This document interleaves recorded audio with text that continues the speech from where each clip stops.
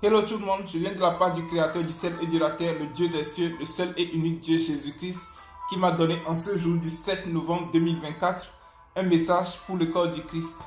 Le titre de ce message c'est Parole, jeûne, prière, dit l'Éternel. Ce message est tiré des Écritures dans le livre de Matthieu au chapitre 13 où le Christ Jésus nous expliquait une parabole par rapport au semeur. Dans cette parabole, il comparait pratiquement l'homme ou l'esprit de l'homme à un champ et comparait à la fois la parole de Dieu à la semence. Mais si nous retournons aussi dans le livre de Genèse, nous remarquons que l'homme a été créé à partir de la terre. Or, la terre respecte toujours une loi, c'est la loi de la semence et de la récolte. Ce qui veut dire que tout à propos de l'homme respecte aussi cette même loi concernant la semence et la récolte. Mais remarquez toujours une chose, on ne peut semer sur un sol contenant des épines et espérer avoir de bonnes récoltes. Il faudra dans un premier temps nettoyer le sol en enlevant les épines et les mauvaises herbes. Par la suite, nous plantons la semence. Et pour finir, nous arrosons notre semence ou notre sol afin d'espérer une bonne récolte.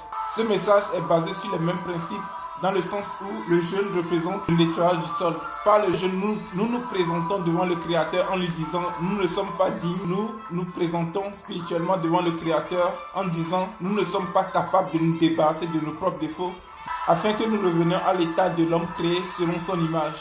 Ensuite vient la parole qui est la semence, qui est l'arme que nous utilisons contre les ruses du diable. Car il est impossible d'être affermi spirituellement dans notre marche avec l'Éternel si nous n'avons pas en nous cette parole-là. En dernier, nous avons la prière qui est véritablement cette eau qui va permettre de faire grandir cette semence. Même avec la parole en nous, il y aura toujours le diable qui va essayer de venir voler cette parole.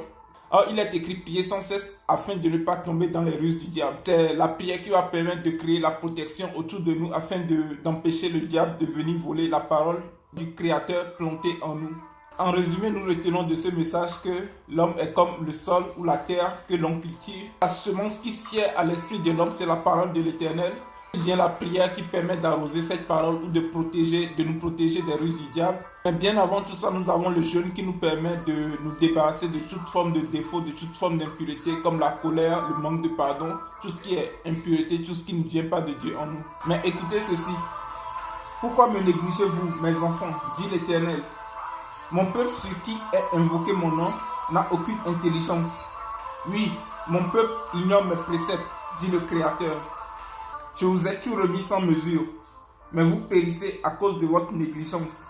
Vous négligez mes instructions et mes principes, dit l'Éternel des armées. Ne savez-vous donc pas que vous récoltez tout ce que vous avez semé? Ignorez-vous donc ma loi sur la semence et la récolte, dit le Créateur Tout-Puissant. Je suis le Dieu des cieux, Créateur du ciel et de la terre. Semez donc ma parole dans vos esprits et voyez si vous ne serez pas affermis face à vos ennemis. N'avez-vous donc pas lu? Priez sans cesse afin de résister aux ruses du diable et ne pas tomber quand vous êtes tentés.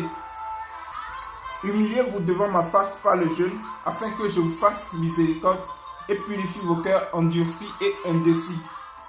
Je vous ai fait connaître ces choses depuis longtemps afin que vous dominiez au milieu de mes ennemis sur la surface de la terre.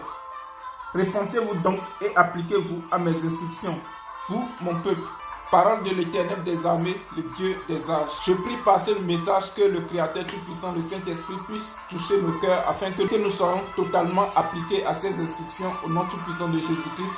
Amen.